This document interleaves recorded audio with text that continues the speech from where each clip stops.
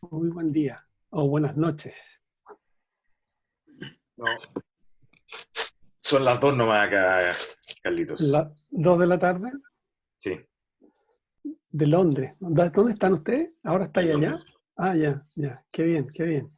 Gusto verte. Igualmente, igualmente.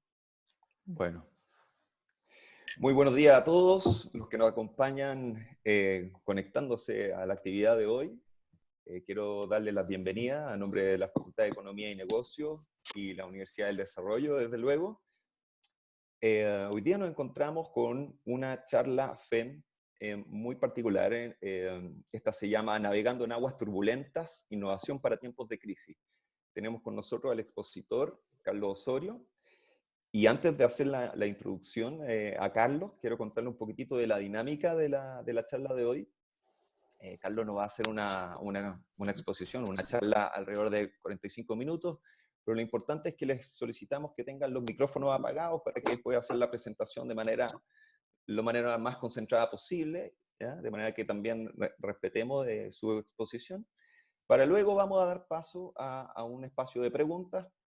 Va a durar alrededor de 15-20 minutos. La vamos a realizar exclusivamente a través del chat, por lo que les pido que incluso mientras esté la charla de Carlos, pueden ir realizando sus preguntas exclusivamente a través del chat, ¿ya?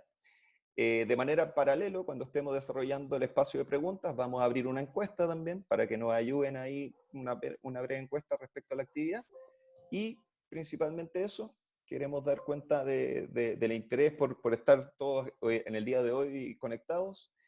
Y bueno, sin más, les cuento que Carlos Osorio es ingeniero industrial de la Universidad de Chile, máster en políticas públicas de Harvard, Master Science y PhD en tecnología, gestión y estrategia del MIT, profesor adjunto del Instituto de Emprendimiento de nuestra Facultad de Economía y Negocios de la UDD y cofundador de Yuken Impact Research Lab.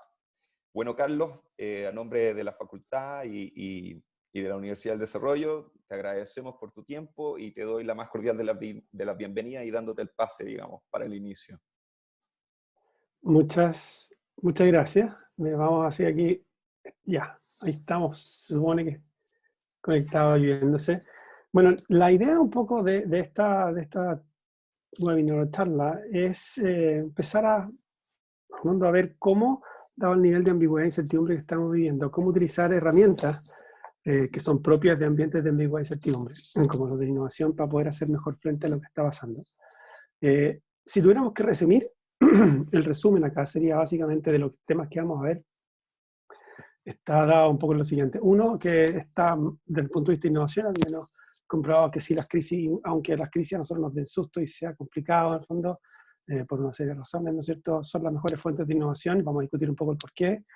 Que hay un rol importante de que cada uno de nosotros podemos tomar, pero también un rol importante de la alta gerencia que pueden tomar en torno a cómo poder hacer que la transición y el camino sea mucho más productivo.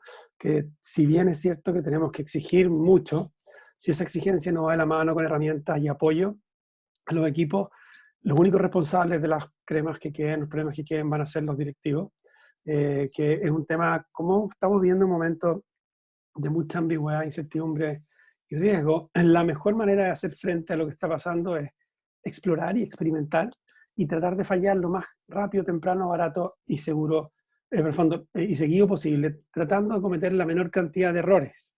Todo en el fondo del tema de la falla, es importante tener en cuenta que la falla, el tema de fallar mucho no es independiente a ser riguroso en la pega que estamos haciendo.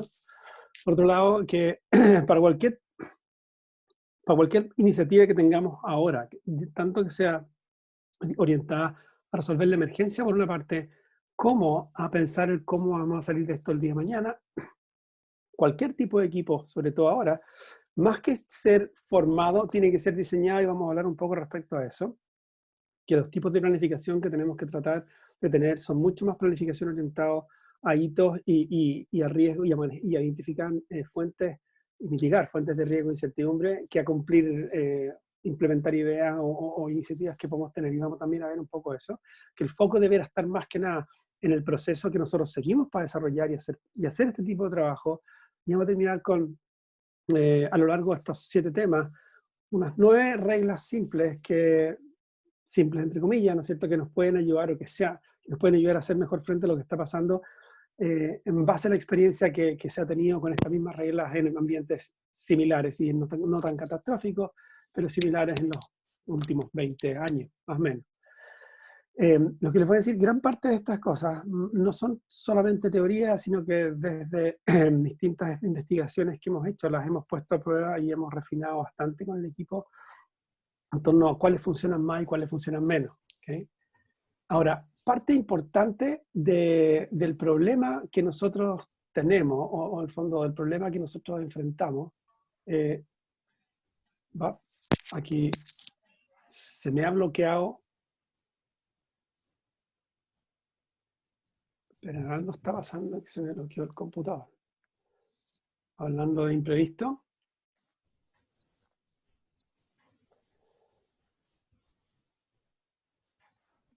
No sé.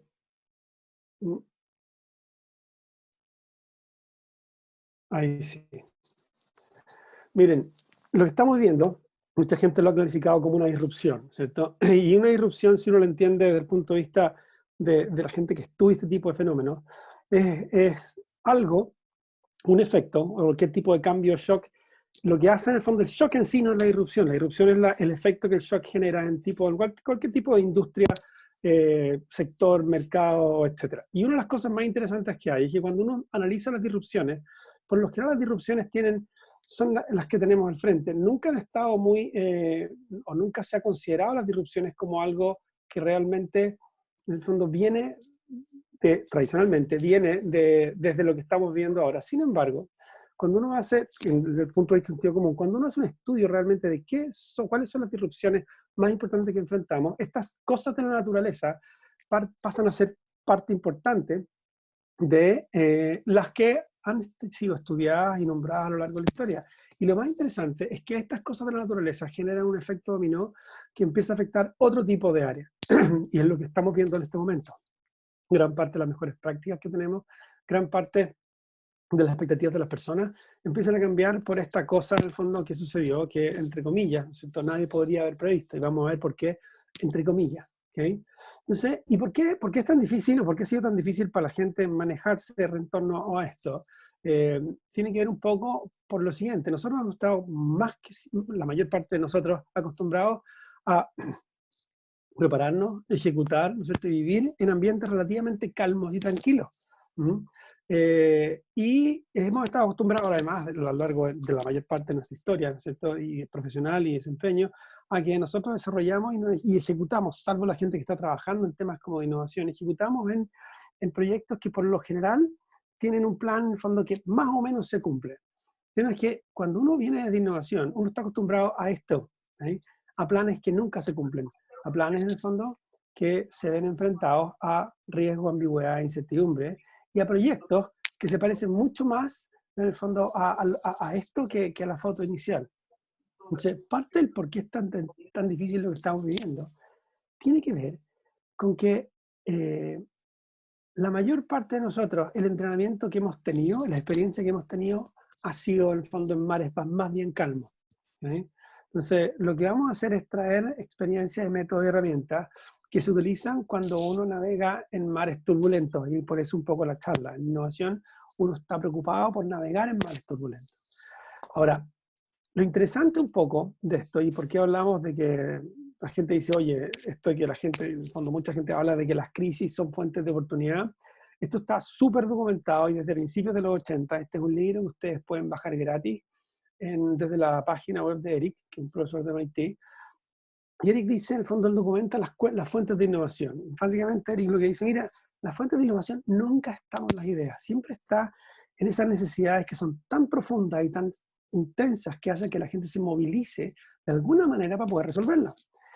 Y de las fuentes de innovación más importantes que hay, las crisis son una de las más grandes. Y si uno empieza a hacer un análisis de fondo, cuáles son empresas que han nacido en ambientes similares, tenemos algunas empresas que han formado parte de las 10 empresas más grandes del mundo, que han nacido de ambientes como el que estamos viendo ahora. Por eso es súper importante que nosotros seamos capaces de poder manejar dos cosas acá. Uno, la resolución de la urgencia, ¿no es cierto?, del hoy, de cómo salimos bien, en el fondo, sin generar ningún problema. Y otro es la resolución del, bueno, esto va a pasar en algún momento, y qué es lo que vamos a hacer nosotros hoy para que cuando esto termine, salgamos corriendo, en el fondo salgamos caminando bien.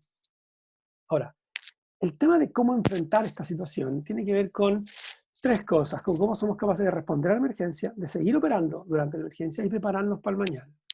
Y una de las cosas más relevantes que hay acá es que la mayor parte de las empresas cuentan con estrategias, y cuentan con estrategias, pero más que nada orientados a entender la estrategia como un plan, como algo que nosotros teníamos que hacer, que lo habíamos planificado en septiembre, en agosto, en octubre, ¿cierto?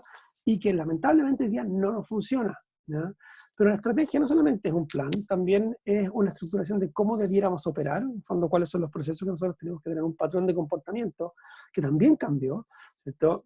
También tiene que ver con la manera en que nosotros diseñamos y vamos modificando esto, pero también con el cómo debiéramos estar y qué tan alto debiéramos llegar. Y lo más interesante es que cuando uno ve la historia de las organizaciones y empezamos a ver qué tan frecuentemente cambian las estrategias, ¿cierto? Lo que más cambian son los planes. Lo que menos cambia son las perspectivas. Son esas, en el fondo, intencionalidad estratégica. Aquella cosa que nos dice dónde nos gustaría nosotros estar de aquí a 10, 15 o 20 años, en el fondo. Y parte de los problemas que la mayor parte de las empresas está teniendo el día de hoy es que no están muy acostumbrados a cambiar los planes estratégicos. Por lo general, en el fondo, los cambiamos cada 2 años, algunos cada 1 año, pero cuando uno empieza a ver, en el fondo, el pivoteo que hay en torno a estrategias en organizaciones que están constantemente enfrentadas al cambio, nos damos cuenta que son bastante más frecuentes que una vez al año o una vez cada 2 años. O sea, parte del tema tiene que ver con que la estrategia, ¿no es cierto?, es algo que tiene que ir iterando dependiendo, en el fondo, de las condiciones del entorno, del contexto. Todo lo que ustedes ven ahí en naranjo son puntos que están siendo hoy día desafiados por la situación actual y que la mayor parte de las organizaciones no las tiene presentes, y no solamente no las tiene presentes, a veces no ha levantado la información que nos permite a nosotros poder ir moviéndonos un poco con la situación que estamos, los cambios de situación que estamos viendo ahora. Entonces, lo primero acá es que en este tipo de situaciones tenemos que tratar de guardar la calma, y la razón principal de esto es porque si no guardamos la calma, el problema que tenemos es que el desempeño técnico que nosotros podamos lograr como equipo de trabajo, como profesional, como equipo de gerente, etcétera, está fuertemente influenciado por la manera en que las emociones afectan nuestro entendimiento y las capacidades que nosotros tengamos de responder. Y esto está ampliamente estudiado, no solamente en el área de innovación, sino que también en el tema de educación, ¿okay? Y parte de la razón de esta dificultad tiene que ver con que la posibilidad que nosotros tengamos de salir bien parados de esto están basados en la experiencia que nosotros hayamos tenido de superar obstáculos, si no iguales, similares o análogos, durante mucho tiempo, y tener algún tipo de modelo de manejo que nos permita a nosotros perseverar en esto que va a ser muy largo.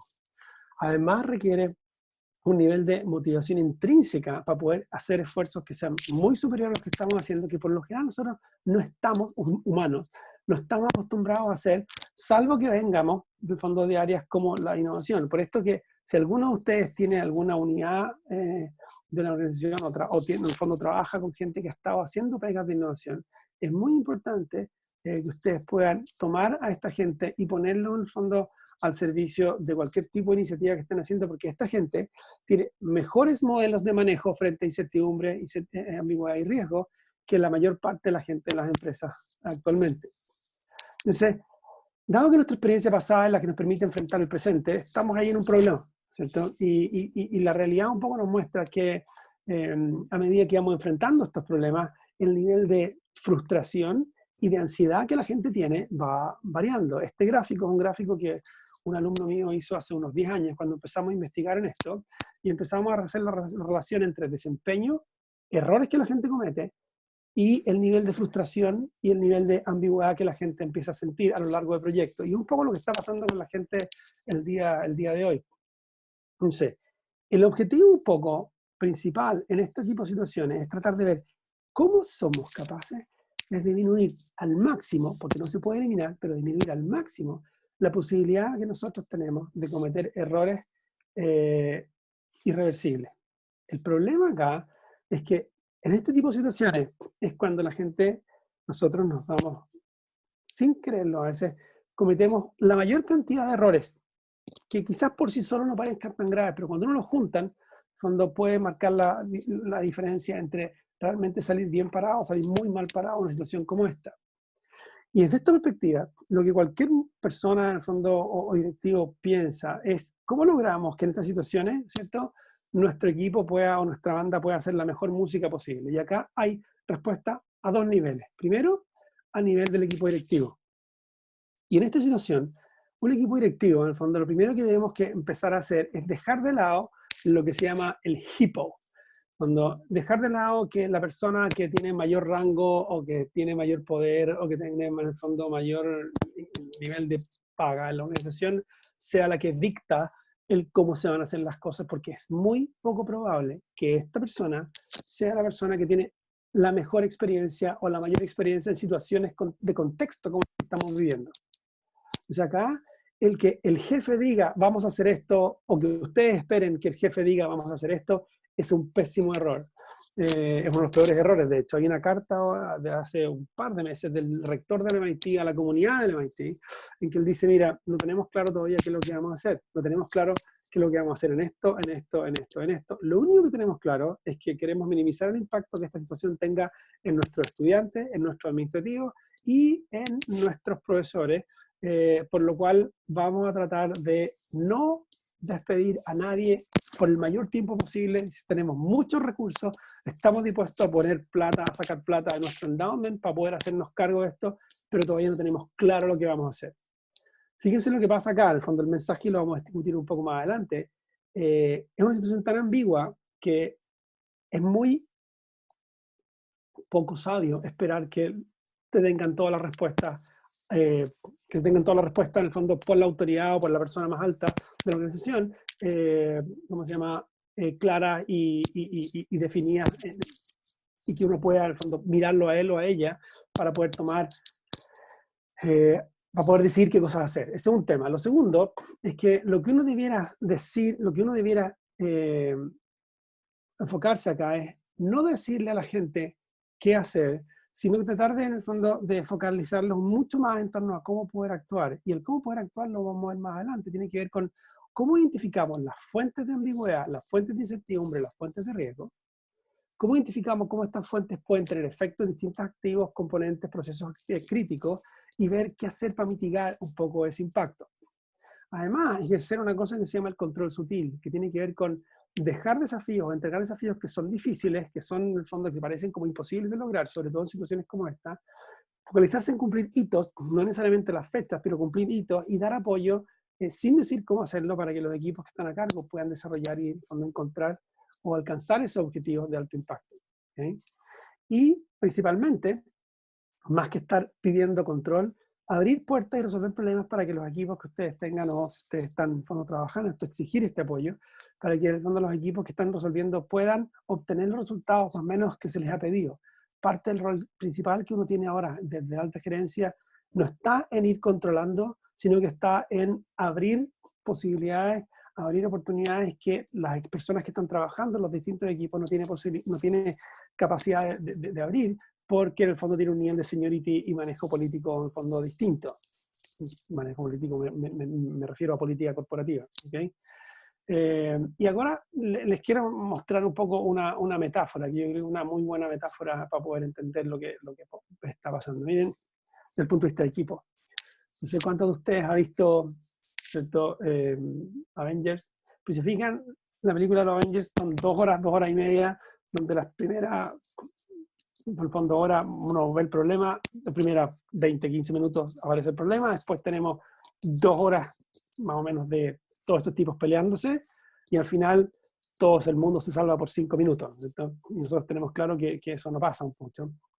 Pero el tema de lo que está sucediendo ahora es más o menos parecido. El nivel un poco de conflicto que hay en las organizaciones, el nivel en el fondo de efecto emocional que tiene la gente, hace que todos los superpoderes que las personas en las empresas tienen, empiecen, o sea, no puedan liberarse más que nada porque cada uno está tratando de resolver parte de su problema.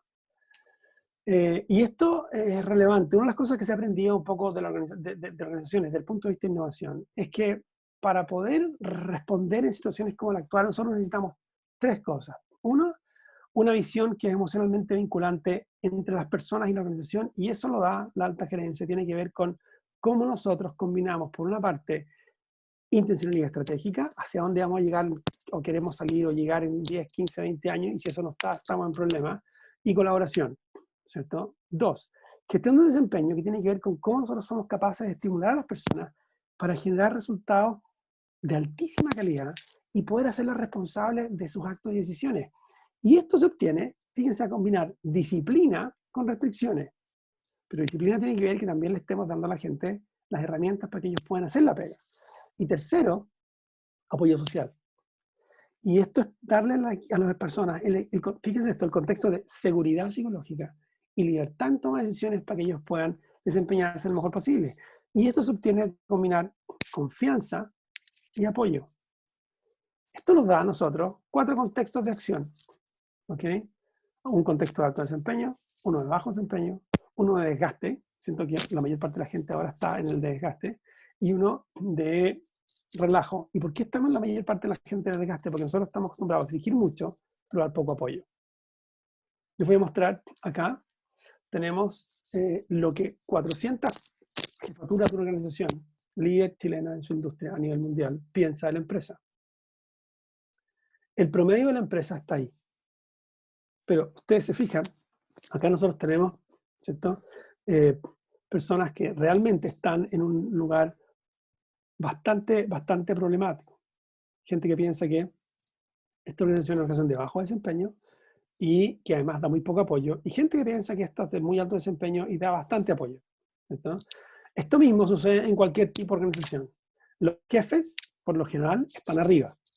Tienden a pensar que las organizaciones son de altísimo desempeño y que ellos hacen la pega fantástica. Y es por esto que aquí hay que contrarrestar lo que piensa la alta gerencia con lo que piensa el resto, con lo que percibe el resto de la gente, porque de esto depende que nosotros seamos capaces de salir mejor o no de este tipo de situaciones. ¿Ya? Ahora, la evidencia, ¿qué nos dice? Y acá les quiero mostrar un poco esta gráfica. Aquí tenemos 2 personas de un mismo equipo enfrentados a resolver el mismo problema en el mismo momento, donde uno está desesperado y el otro, en el fondo, se siente muy relajado y está bastante calmo. Lo que sucede acá es algo que tiene que ver con el tema de armar equipo, ¿cierto?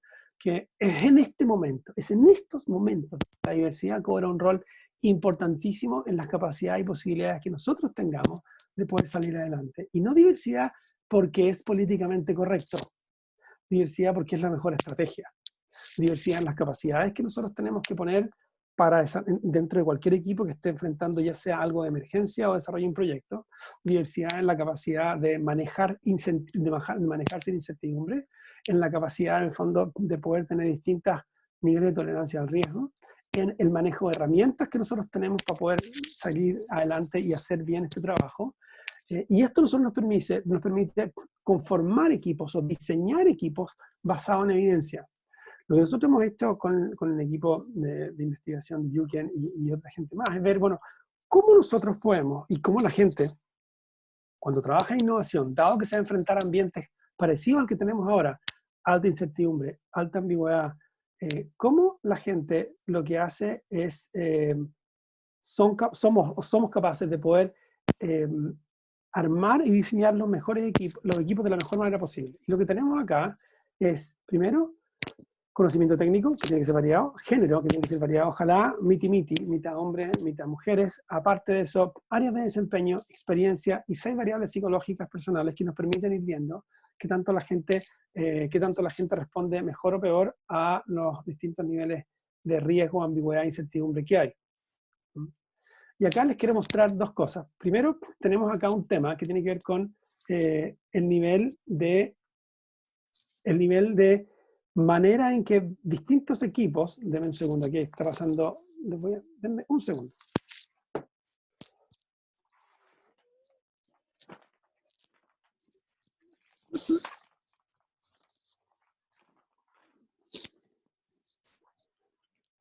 Disculpen el problema, pero aquí parece que el sol empezó a jugar una mala pasada.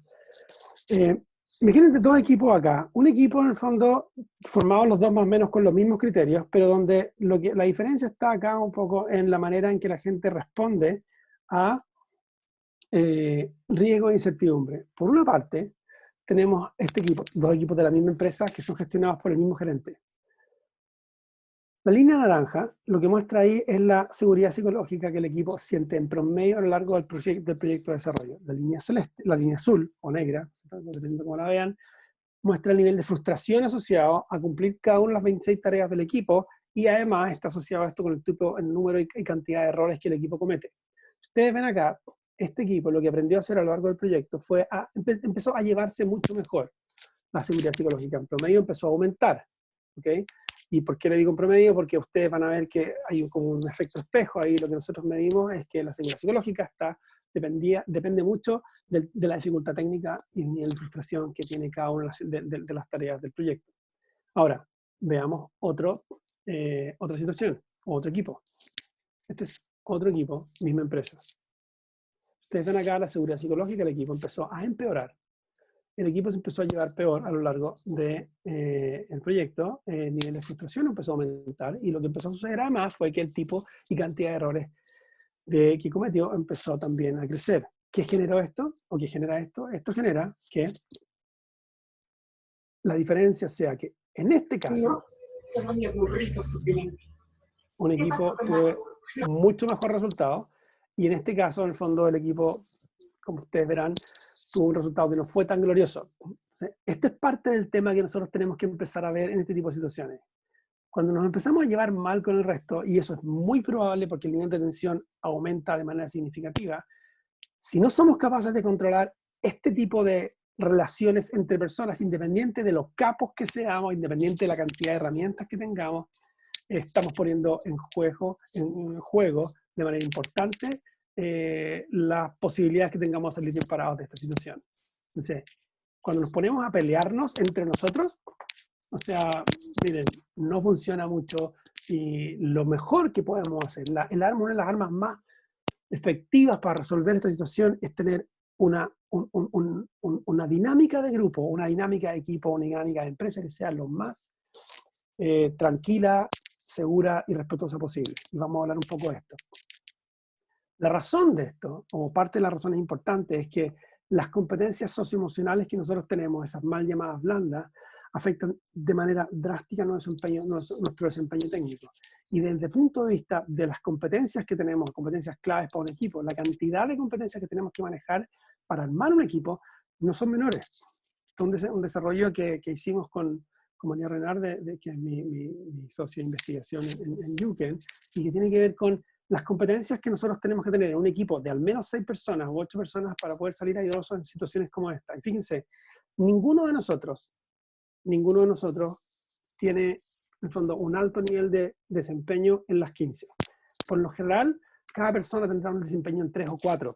Esa es la razón de por qué en un equipo de desarrollo solo necesitamos al menos 6. Nunca menos de 6, pero ojalá 8 personas, porque entre 8 podemos estar garantizando que tenemos al menos alto desempeño en las 15 que están acá. ¿Okay? Y lo otro es que en este tipo de situaciones no es tan bueno tener un líder responsable. Lo que dice en el fondo toda la experiencia que hay es que lo mejor que podemos hacer nosotros es tener acá responsabilidad compartida. Quiere decir, es el equipo el que, en el fondo, tiene éxito o no. Es el equipo el que recibe el premio. Es el equipo. ¿Okay? Ahora, si empezamos a ver un poco lo que a nosotros más nos preocupa, ¿cierto? Que es cómo evitar ideas, cómo evitar implementar soluciones que 3 o 4 meses después nos damos cuenta hoy en realidad es que no era tan bueno. Lo primero es tener claro que esto no va a suceder porque a uno se le ocurre que sea bueno o no, sino que lo que tenemos que buscar acá es alternativas y de esas alternativas implementar, poner a prueba y recoger cañuela lo más rápido posible si es que vemos que en el fondo la respuesta que estamos obteniendo no es la adecuada.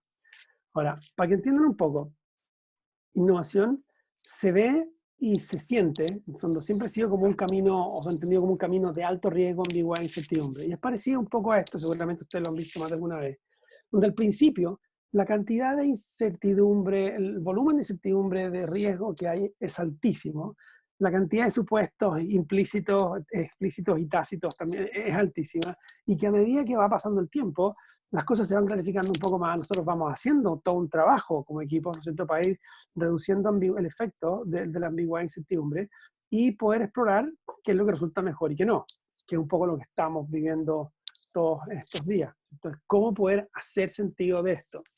Y para esto es importante entender que cuando entendemos innovación como proceso, no como resultado, como proceso, es el conjunto de etapas, metodologías, herramientas, etcétera, que son, por lo general, que por cierto, son bastante estructuradas, no tan así como, ay, se me ocurre algo, una locura y la voy a hacer, sino que son bastante estructuradas, pero cuando las utilizamos de manera sistemática, una vez y otra vez y otra vez, nos permiten generar innovaciones de manera consistente y predecible, quiere decir, nos permite generar resultados, buenos resultados de manera consistente y no como resultado y no como consecuencia de suerte. ¿Okay? La gracia está en que estos procesos nos permiten aprovechar a nosotros las oportunidades de estos ambientes de alto riesgo, ambigüedad e incertidumbre, y al mismo tiempo mitigar el impacto que el alto riesgo, la incertidumbre y la alta ambigüedad tienen en la organización. Y aquí está el secreto un poco de cómo aprovechar las oportunidades que vienen en momentos como este, pero además cuidar que no nos pase nada. Es identificar las oportunidades, aprovecharlas, pero teniendo hoy, definiendo maneras de cómo mitigamos el impacto en las organizaciones. Y para esto es importante que podamos diferenciar un poco qué es un error de una falla de un fracaso. Fíjense que en innovación nosotros entendemos errores como cualquier tipo de equivocación, negligencia, condoro, en el uso de métodos, herramientas, toma de decisiones en base a información limitada o mala información, falta de conocimiento o algún tipo de sesgo. La falla la entendemos como el resultado de un experimento. Hacemos una prueba y obtenemos información que nos permite reformular la prueba. ¿Ya? Y fracaso es cualquier resultado negativo o irreversible que esté involucrado en la pérdida de vida, de valor privado, social o lo que sea. ¿Y qué sabemos de estos momentos? Es que además, la diferencia entre un éxito y un fracaso está en que en los éxitos, lo que uno podría en el fondo ver ahí con la línea naranja, es que uno de los éxitos es capaz de detectar la mayor cantidad de errores lo antes posible y ir viendo cómo resolverlos. Los fracasos en innovación funcionan de la siguiente manera.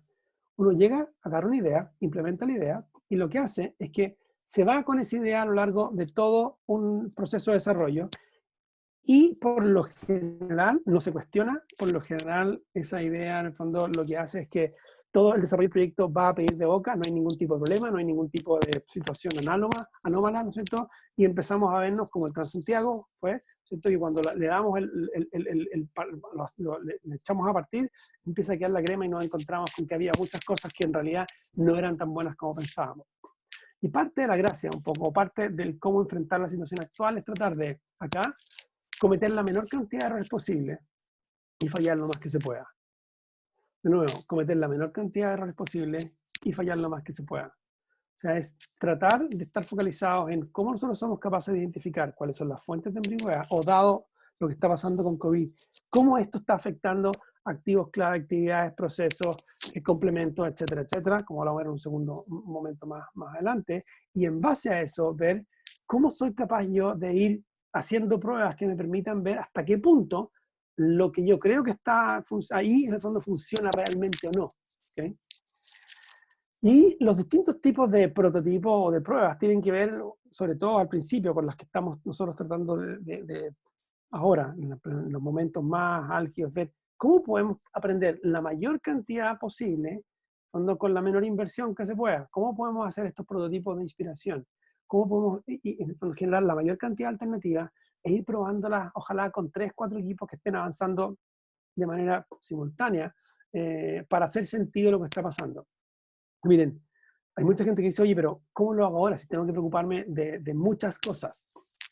Bueno, ese es parte del problema que se vive cuando uno no ha tenido una función de innovación madura en una organización, que uno no sabe cómo, en el fondo, hacer múltiples cosas al mismo tiempo. Nosotros hemos hecho experimentos que son bastante interesantes y que muestran que la gente, por lo general, es capaz, se demora 3 veces más en hacer su pega de lo que se podría demorar si les entregamos las herramientas, la libertad y están bajo el sentido de urgencia adecuado.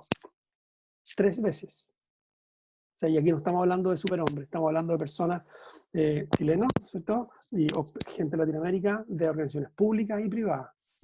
Y esto no cambia mucho si estamos acá, estamos en Estados Unidos, estamos en Europa. Y créanme, nosotros hemos hecho investigaciones en 20 países distintos, Gringolandia incluido, y no varía mucho, que aquí no estamos hablando de superhombres. Se parte del cómo avanzar tiene que ver con partir de estos espacios de prototipos de inspiración y rápidamente movernos en el fondo a los de validación, a los de, que uno podría decir, de implementar la cosa real, pero habiendo sacado la mayor cantidad posible de hipótesis o supuestos de la mesa, mediante, y en fondo, y además haber manejado lo mejor posible la incertidumbre que está asociada a este tipo de pega. Ahora, ¿cuáles son las reglas simples, como para terminar? 1, para cualquier cosa que nosotros tengamos que hacer aquí hay que cuidarse y cuidar a lo suyo. Y esto en el fondo es bastante obvio, uno podría pensar, pero la gente no lo tiene considerado como tan obvio. ¿Okay? De acá nosotros necesitamos que, por ejemplo, si hay una persona clave en la organización, esa persona no le puede pasar nada. A cualquier persona que sea considerada clave en la organización por el conocimiento que tiene, por el nivel de habilidades que tiene, en estos momentos que esa persona no puede desempeñar su labor por 2 semanas, etcétera, es crítica por el impacto que puede generar, por lo cual hay que cuidar mucho a las personas.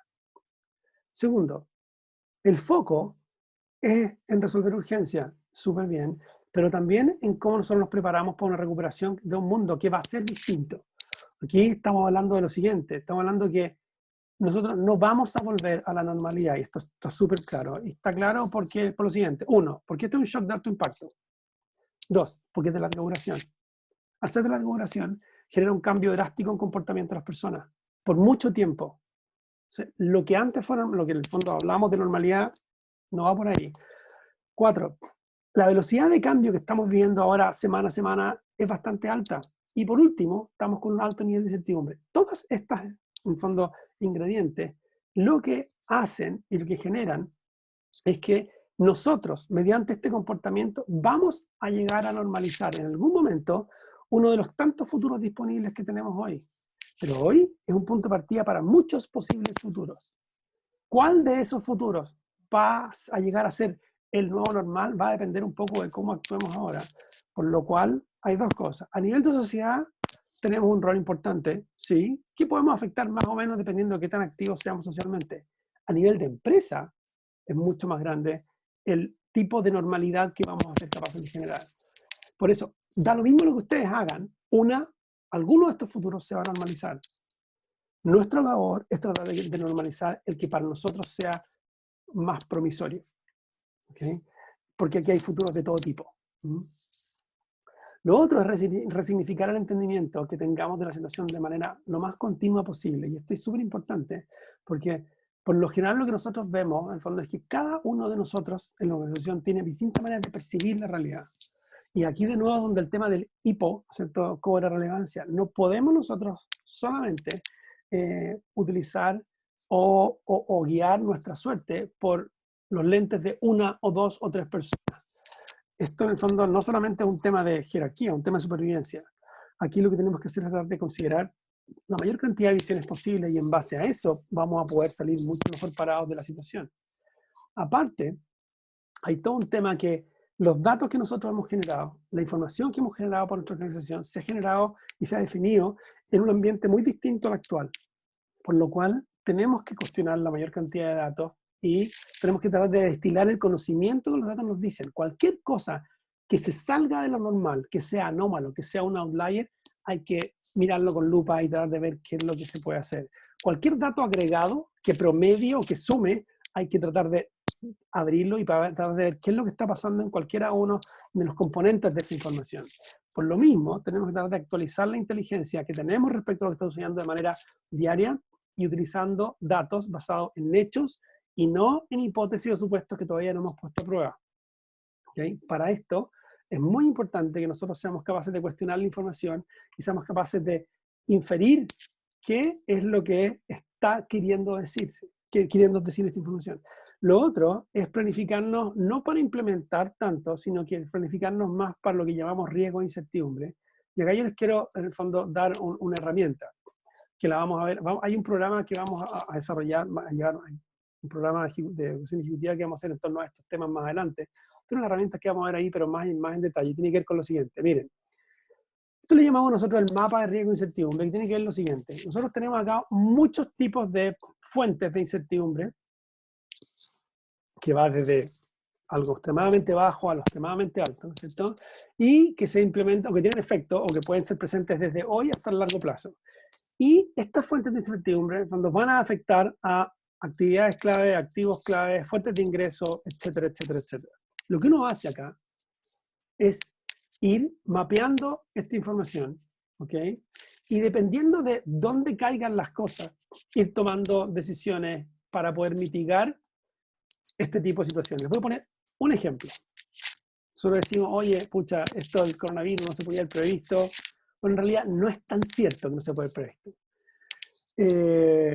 No sé, ustedes conocen el campeonato de tenis de Wimbledon, ¿no es cierto? La organización que maneja el campeonato hace muchos años que viene preocupada de que, dado que la Organización Mundial de la Salud había dicho, y mucha gente había dicho, que las pandemias, las epidemias son de los riesgos más grandes que toman, y que gran parte del fondo de, básicamente este es un campeonato que genera del orden de $300 millones al año, en términos de ingresos, sucede lo siguiente, sucede que una epidemia los mata. Entonces lo que ellos empezaron a hacer hace muchos años, y dado que esto hace ya bastante tiempo que se está diciendo que puede venir una pandemia, que puede venir una pandemia, que puede venir una pandemia, de hecho, algo del tema del coronavirus ya llevamos como 5 años con el tema de que podía venir una pandemia, lo que ellos hicieron fue empezar hace 17 años a comprar un seguro con una cláusula especial para el caso de epidemias, pagando 1,7 millones de dólares al año, y ahora ellos van a recibir como 140 millones de dólares como en fondo, porque, por efecto de esta pandemia, ¿no es cierto? De que ahora van a hacer el cashing out del seguro. Y este es un ejemplo. Tenemos ejemplo también de empresas en Chile que tomaron, no en temas de seguro, sino que diciendo, siendo nosotros un país sísmico, ellos estaban esperando que viniera una super catástrofe o un super terremoto durante los últimos 5 años. Y lo que les permitió a ellos fue salir parados y seguir corriendo. En el fondo, creo que se demoraron 3 o 4 días en tener a toda la organización operando de nuevo, sin ningún problema cada uno de sus casas, porque se venían preparando para esto hacía ya 5 años. Entonces, uno puede ir, en el fondo, definiendo cuáles son los futuros que va a haber. Uno puede hacer planificación para incertidumbre y para ambigüedad.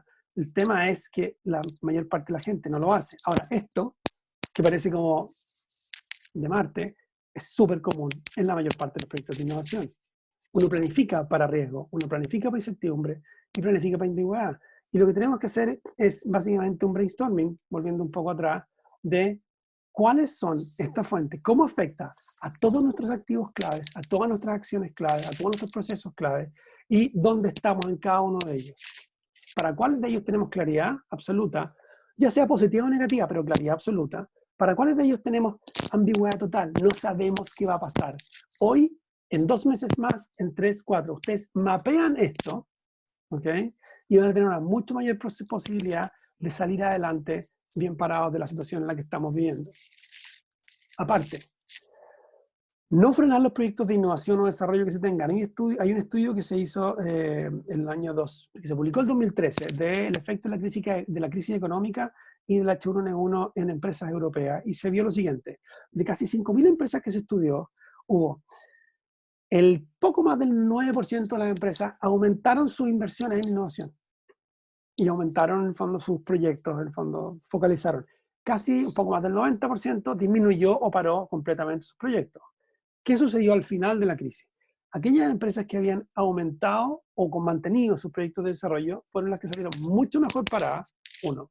2.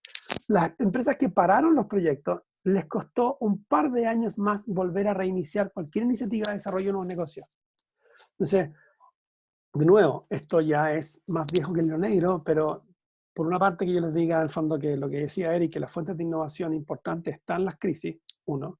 Lo otro es que la evidencia, análisis econométrico, muestra, ¿no es cierto?, que durante las crisis, si uno para los proyectos de desarrollo, sale mucho mejor parado y debilitado. ¿Por qué? Porque los proyectos de desarrollo son los que a mí, aparte, como son cosas nuevas, me ayudan a equilibrar un poco las pérdidas que se generan durante este tipo de situaciones. 8. De acá, como hablábamos, no se sale solo. Da lo mismo que tan seco, que tan, en el fondo, ¿cómo se llama? Qué tan experto y qué tan sofisticado sea la alta gerencia de una empresa. Si las 8 o 10 personas o 15 personas que están ahí no dan claridad y seguridad a los equipos, de acá no se puede salir. Tomando el caso de MIT, ¿cierto? Presidente Rife lo que hace es le dice a toda la gente, sobre todo a la gente que son administrativos, auxiliares, etcétera, vamos a tratar de no echar a nadie, usted tranquilo, tratemos de ver cómo utilizamos todo el conocimiento que tenemos entre todos, profesores, alumnos, etcétera, para salir lo mejor parados que podamos de esta situación. ¿Okay? Y esto lo hace en una carta pública, no una cosa en el fondo que solamente lee la gente adentro. Ustedes pueden encontrar esta carta en la web y se van a dar cuenta del nivel de detalle que hay y de la claridad con la que él en el fondo comunica y es capaz de decir, miren, no tenemos la respuesta para todo, pero para la cosa que para ustedes es importante, y ahí está el tema de seguridad y claridad, sí. ¿Sí? Lo otro es cómo somos capaces de tomar decisiones rápidas en ambientes inciertos. Y acá hay otra herramienta que también tiene bastante tiempo y tiene que ver con un approach para toma de decisiones bajo incertidumbre que es bastante efectivo. Y se compone de 5 bloques. 1, tener información en tiempo real, lo más fresca posible. 2, generar múltiples alternativas simultáneas para tomar decisiones respecto a un mismo tema. Y cuando hablamos de múltiples, estamos hablando de 15 o 20, no de 2 o de 3. Simultáneas, que es o esta, o esta, o esta, o esta, y todas son igualmente completas. 3, tener un proceso de toma de decisiones que es en 2 niveles. No 2 niveles jerárquicos, sino que 2 niveles que son de igual jerarquía. Nuestro equipo directivo se separa en 2, mezcla con gente de distintas áreas, y tenemos 2 grupos trabajando en tomar la misma decisión para poder evitar, lo mayor que se pueda, los errores basados en sesgo. ¿Okay? 4, consenso calificado. ¿Qué quiere decir? Que miren, ahora es cuando necesitamos a gente experta en los temas que vamos a ver. Y si no en el tema, por ejemplo, yo soy una empresa que fabrica pollos, si no en el tema de los pollos, en cómo yo introduzco a alguien que me pueda ayudar a tomar mejores decisiones en torno a cómo nos manejamos frente a incertidumbre en mi web. Ese otro tipo de expertise, ¿cierto? Que muchas empresas no tienen. Y por último, 5, el cómo somos capaces de integrar decisiones. ¿Se acuerdan de esa foto con todos los lentes distintos? No es escoger la visión de un lente, es integrar la visión de los 9 lentes que teníamos ahí. ¿Cómo se utiliza esto? Si tengo información en tiempo real, soy capaz de generar múltiples alternativas simultáneas, tengo un proceso de decisión en 2 niveles y soy capaz de integrar decisiones, eso lo ocupo para generar un proceso que le llaman proceso cognitivo acelerado, que quiere decir tomar decisiones de manera lo más rápida posible, incorporando todos estos factores. 1, si a eso nosotros le sumamos un proceso de equipos libre de conflictos, ¿se acuerdan de esos grafiquitos? Libre de conflictos significa que la seguridad psicológica va a estar alta, todo el mundo va a sentirse libre de poder decir, estar de acuerdo o en desacuerdo, de levantar la mano, de decir, mira, esto no me parece por A, B, C o D, ¿cierto? Y además vamos a tener a gente, consenso calificado, vamos a tener a gente experta que nos ayuda. Tenemos que mantener un ambiente, un trabajo de equipo que sea un buen ambiente de trabajo de equipo, de tal manera que la frustración baje y que disminuyamos la posibilidad de cometer errores irreversibles. Y por último, 3, ¿no? Mediante múltiples alternativas simultáneas, un proceso de decisión de 2 niveles, fondo integrado, y integración de decisiones, poder actuar con confianza, de manera que con estas 3 nosotros seamos capaces de tomar decisiones lo más rápidas posible, ojalá no nos tomemos más de una semana en esto, ¿ya? Implementar a nivel en fondo de experimento y tener algún sistema que nos permita a nosotros ir retroalimentando y revisando la decisión de la mejor manera posible. Ahora nos podemos dar el lujo de tomar una decisión que parecía que era la correcta y darnos cuenta después que no. Y para esto les voy a recordar una sola cosa. Piensen aquel momento en que ustedes le quisieron dar un regalo de cumpleaños a su mujer, a su marido, etc., pensando que le estaban achuntando medio a medio. ¿Ya? Y resulta que no le gustó. Eso, que es una cuestión súper del día a día, ¿ok? en situaciones como esta no podemos cometer ese tipo de errores porque las consecuencias son bastante más desastrosas. Y para cerrar, miren, nosotros lo que necesitamos acá básicamente es lo siguiente. Por una parte, son capacidades de absorber información, conocimiento, tendencias del ambiente, aprender bien acerca de lo que está pasando, ¿ok? Y aprender rápido, de tal manera que nosotros seamos capaces de tener la menor brecha posible entre el significado de lo que está sucediendo y lo que nosotros estamos entendiendo de lo que está sucediendo. Y eso se da mediante iteraciones. No hay tutía, en el fondo, se da mediante iteraciones. Y segundo, tener capacidades de realización o poder extender nuestra capacidad de realización, que significa desarrollar bien y rápido. ¿Qué significa desarrollar bien? Es básicamente que el nivel de error que nosotros tengamos entre lo que es necesario, entre lo que estamos haciendo y lo que es deseable hacer, ¿cierto? Esa brecha la vayamos cerrando lo más rápido posible. Y eso también se logra en base a iteraciones.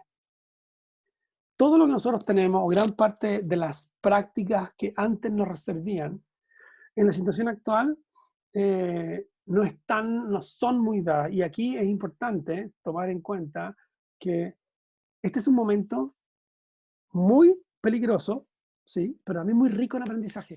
La diferencia entre salir bien o mal parado tiene que ver con qué tan rápido se aprenda, qué tan frecuentemente se itere, ¿okay? Y cómo nosotros incorporamos a toda la riqueza de experiencias, conocimientos, prácticas, mindset, estilos, en el fondo que tenemos en la gente con la que nos rodeamos, de tal manera que de aquí realmente podemos salir lo mejor parados posible. Por eso, en el fondo, decíamos que sí, las crisis son las mejores fuentes de innovación y este es un momento especial y único para poder aprovecharla. Salud, Reinaldo. El rol de alta gerencia está aquí en apoyar, resolver problemas y dar control sutil, libertad para que la gente pueda resolver en el fondo y lograr objetivos. En esa perspectiva hay que exigir, sí, pero hay que exigir dando herramientas y apoyo necesarios para que la gente pueda desempeñarse de la mejor manera posible. La mejor manera de aprender en este momento es fallar temprano, rápido, barato, sin cometer errores, tratando de manejar eso lo mejor posible. Luego, si ustedes van a formar equipos, ya sea para resolver parte de la urgencia o preocuparse de mantener algunos proyectos, vean bien la conformación de esos equipos, más allá de lo que dice el currículum, más allá de si el tipo cacha mejor o no. Acá no se trata de poner a la mejor gente, se trata de armar el mejor equipo, y el mejor equipo a veces no tiene la mejor gente, tiene la gente que se puede llevar mejor, que se puede en el fondo tener una mejor dinámica. ¿Okay? Planifiquen para incertidumbre más que para implementar, porque en la planificación por incertidumbre uno siempre puede ir cambiando y reordenando las cosas. En la planificación para implementación, el problema que tiene es que genera demasiado costo hundido, sobre todo en ambientes altamente cambiantes. Tengan foco en el proceso y denle una vuelta a estas maneras de cómo integrar y tomar decisiones de manera rápida en base a lo que conversamos, y de mapear un poco las fuentes de incertidumbre y riesgo y ver cómo esas fuentes empiezan a afectar, los empiezan a afectar de distinta manera. No sé si tenemos tiempo ahora para preguntas. Sí, tenemos preguntas que se han ido desarrollando también a medida de tu presentación, Carlos, así que voy a ir rescatando algunas y también podemos ir recibiendo más en el chat. Tengo una pregunta de Luis Bastías. Hola, ¿cuál debe ser el foco? ¿Crear y mantener equipos que permitan anticipar y minimizar la crisis o un equipo de alto estándar para resolver la crisis? ¿Qué es un equipo de alto estándar? Es una primera pregunta. La crisis se va a resolver sola. En algún momento esto va a llegar y vamos, como cualquier pandemia que hayamos tenido, vamos a tener... Yo creo que acá la manera en que nosotros como organizaciones tengamos de salir bien parados responde un poco a estas tres cosas que les ponía antes. Seguir operando, resolver la urgencia y, en el fondo, prepararnos para el mañana. Ahora, fíjese una cosa importante. Esta pregunta sale mucho. Oye, ¿tenemos que tener un equipo a cargo de la transformación y otro a cargo de la crisis, o uno a cargo? El tema es que esta crisis, como es una crisis larga, la crisis larga va a cambiar el comportamiento de la gente sí o sí. Entonces, el equipo que esté a cargo del manejo de la situación, de la coordinación de la crisis, va a ser el equipo que va a estar a cargo de definir, quiera o no, cómo vamos a salir bien o mal parados de aquí a los próximos tantos meses o años. sea, aquí el tema es, luego es, si hay urgencia, armar equipos para las urgencias, sí, pero en el fondo que haya una coordinación, mira, los gringos le llaman a esto, tiene una palabra para esta cuestión, cuando uno vive momentos de complejidad como este, nosotros somos capaces de salir basándonos en lo que ellos definen como Enhanced Managerial Coordination, que podría definirse como una coordinación en gestión, pero potenciada. ¿Okay? Este potenciamiento se logra, lamentablemente, sin simplificaciones. Tenemos que tener equipos que están comunicando y trabajando mucho más colaborativamente. Perfecto. Mira, Alejandro Dusailand nos pregunta también, ¿cómo ser un facilitador empático si en este contexto nos faltan vías de comunicación informales, el cafecito, el lenguaje corporal, espacios informales en general que sirvan para medir cómo están los miembros del equipo? Miren, esa es una súper buena pregunta, Alejandro. Nosotros tenemos con nuestro equipo, que ahora cada uno está en distintas partes, ¿no es cierto? Nosotros partimos cada reunión viendo cómo están las personas. ¿Cómo está cada uno? ¿Cómo está la Carola, la otra Carola? ¿Cómo está la Nats? ¿Cómo están? ¿Cómo están en lo personal? ¿Qué les preocupa? ¿En qué cosas andan? Y después de eso, uno comienza la reunión de pega. Es súper importante saber qué es lo que puede estar afectando a una persona porque nosotros sabemos, por ejemplo, podemos saber qué tipo de pega le vamos a pedir después, cuál es la demanda que esa pega va a tener. Y si, por ejemplo, alguien del equipo está con que una tía, su madrina o un mejor amigo está con coronavirus y pucha, y está súper grave, sabemos perfectamente ya cuál es el efecto que eso puede tener en su capacidad de concentración, su capacidad de dedicación, etc. Entonces uno dice, mira, preocúpate de tu gente, después nosotros vemos con el equipo cómo lo vemos, pero necesitamos que la gente estamos en una cuerda, caminando en una cuerda floja, entonces yo creo que eso es parte importante. El cafecito, lo que uno hace a veces, ¿cierto? Se empieza a juntar con amigos, seguramente ustedes lo han hecho a un cumpleaños, un cafecito, que nos juntamos a tomar vino, etcétera, etcétera, y claro, ¿no es lo mismo? No, no es lo mismo, pero uno tiene que buscar las maneras en el fondo de poder buscar, de poder encontrar esta conexión de tal manera que nos vayamos cuidando en lo físico, pero también buscando maneras de estar lo más cerca posible desde otras o con otras herramientas, ¿cierto? Mira, Michael Saldúa pregunta, ¿cuáles son las variables psicológicas que ustedes consideran al armar equipo? Bien, mira, tiene que ver con qué tan dispuesto está una persona a tolerar riesgo o no, qué tan dispuesto está una persona a ser creativo o no, cuáles son los perfiles de pensamiento que cada uno tiene. Por ejemplo, allí ustedes pueden tener el Myers-Briggs, que es un test que se puede tomar, ¿no es cierto?, en internet gratis sin ningún problema, y ver en el fondo cómo ustedes pueden, cómo nosotros podemos, en base a esto, ver, bueno, pongamos a gente que sea lo suficientemente distinta entre unos de ellos, de tal manera que podamos tener todas las bases cubiertas. Ahí tenemos 6, pero aparte de eso, tiene que ver con la diversidad en torno a las competencias que mostramos y tiene que ver además con diversidad en torno a cómo yo tolero frustración, como además, aparte del tema de la toleración, de tolerar la frustración, somos capaces nosotros de manejarnos en ambigüedad, por ejemplo. Esas son algunas. Perfecto. Mira, otras consultas también de Luis, que tuvo harta participación también acá en el chat. La historia muestra una y otra vez que empresas exitosas actúan de manera disruptiva en procesos de crisis. ¿Cómo abordar y tratar de subirse a este camino de éxito? Miren, yo cambiaría la palabra disruptiva por contracíclica. ¿Okay? Porque disruptiva, de nuevo, más que disruptiva tiene que ver con cómo nosotros, fíjense, si todos sabemos que lo único constante es el cambio, como dice un poco, ¿cierto?, los memes que uno está viendo, pero a nadie le gusta cambiar. Si las empresas exitosas tienen 3 cosas que son claves. 1, capacidad de absorción. A medida que va cambiando lo que sea, ellos van absorbiendo parte del cambio y lo van incorporando. Esa incorporación genera 2, capacidad dinámica, que las capacidades que yo tengo como organización me permiten ir aprendiendo esto e ir generando capacidades nuevas a lo largo del tiempo. Por ejemplo, la transformación digital no es ahora le pusieron transformación, pero es el fondo, ponte al día o si no te pasa la máquina por encima. La transformación digital fue entre el 95 y el 2005. ¿Ya? Ahí pasó realmente. Ahora es los que no lo hicieron están en serios problemas.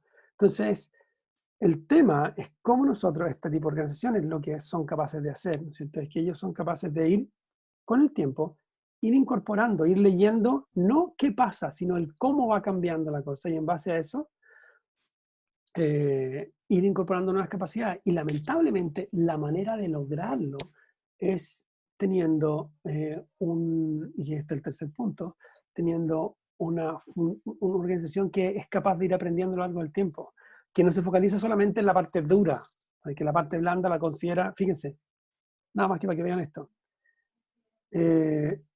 Los activos intangibles, que son valorados en el fondo del mercado bursátil, pueden duplicar el valor de una de estas grandes empresas. Estas grandes empresas son grandes porque aparte de los activos tangibles que uno identifica en un balance sheet, ¿no es cierto?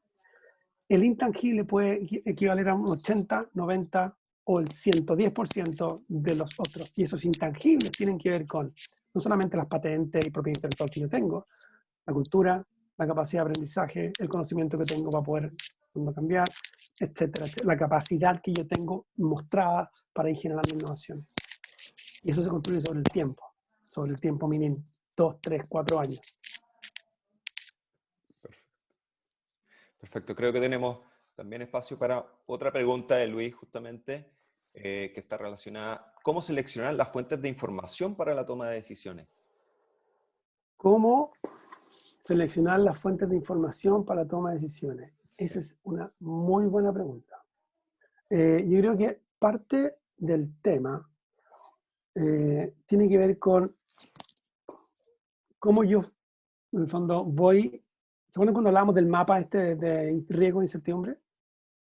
Ese mapa de riesgo e incertidumbre, lo que me permite ver es dónde yo necesito más información y menos. Porque si yo mapeo cuáles son aquellas cosas, activos, etcétera, que están en alto riesgo y para el cual tengo altísima incertidumbre, eso me va a decir, oye, necesito información aquí.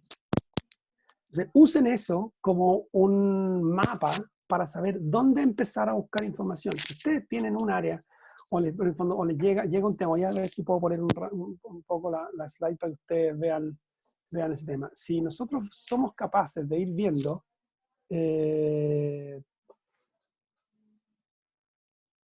lo siguiente, miren.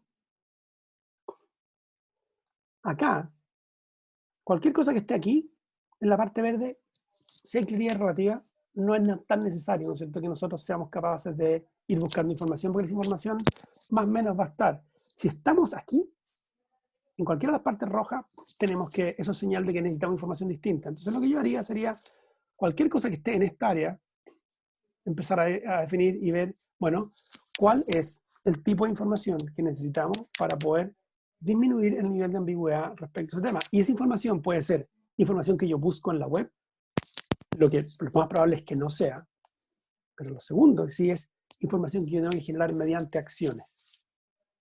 O sea, mediante algún tipo de exploración, experimento, información que no existe, ¿ok? Porque nunca había habido antes un indicador que me permitiera o que pudiera, al fondo, indagar en torno a ese tema, porque nunca habíamos tenido una situación como esta antes. Claro, creo que tenemos espacio ya ahora sí para la última pregunta, ¿no? Y en paralelo estamos ahora arrojando una pequeña encuesta respecto a la actividad para que nos ayuden a completarla. Marco Muñoz, ¿qué les dirías en pocas palabras a las empresas que creen que no haciendo nada disminuyen al máximo la posibilidad de cometer errores irreversibles? Ya, yo tengo una metáfora que es súper buena, creo, porque lo explica muy bien. Imaginémonos que se nos empieza a quemar la casa. Entonces se nos empezó a quemar la casa y yo digo, oye, ¿sabes que se está quemando la casa? ¿Qué hacemos? No hagamos nada, no hagamos nada, porque estoy súper asustado, no hagamos nada. Imaginen lo que pasa si no hacemos nada. O sea, la inacción es una acción. Y en tiempos de este tipo, con niveles de cambio como los que tenemos, la falta de acción, yo te diría que yo creo que es la peor acción. O sea, la mejor metáfora es, para mí, cuando la casa se está quemando. No, quedémonos en el living. Porque cuando a alguien se le empieza a quemar la casa, lo primero que uno hace es moverse. Empezar a actuar, empezar a cambiar en el fondo. Si estábamos almorzando, el almuerzo se para, la gente llega y empieza a sacar las cosas, empezamos a buscar algo, empezamos a hacer algo.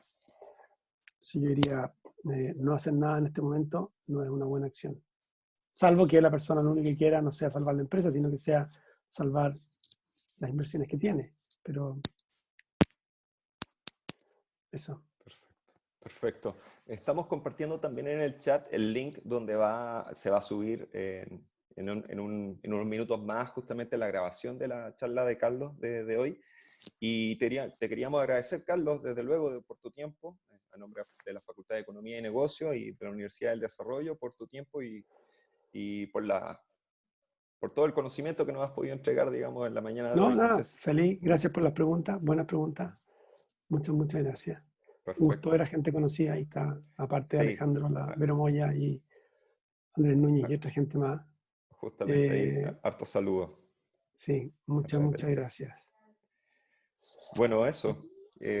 Agradecer justamente a toda la gente que se conectó en el día de hoy en la mañana.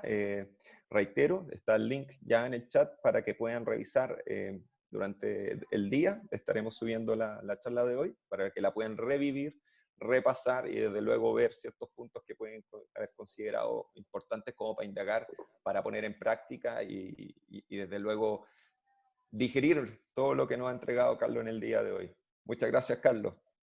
Que estén muy bien. Muchas gracias a ustedes. Chao, Cuídense. muchas gracias. Tengan una buena tarde. Vale.